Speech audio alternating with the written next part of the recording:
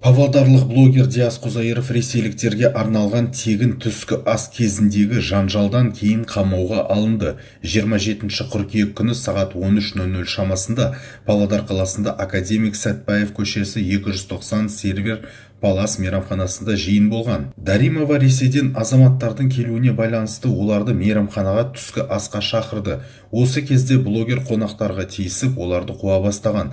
Оларға саяси сипаттағы арандатушылық сұрақтар қойып, ресейліктерге теріс баға берді. Іс-шараның ұйымдастырушысы Даримовамен жанжалдасты. YouTube арнасында адамдардың шектеусіз тобына бейне түсірілім мен жазбаны трансляцияланған. Қоғамдық тәртіп пен жеке тұлғалардың тыныштығын бұзып, ұсақ бұзақылық жасады делінген Павлодар әкімшілік құқық бұзушылық жөніндегі мамандандырылған сотының қаулысында.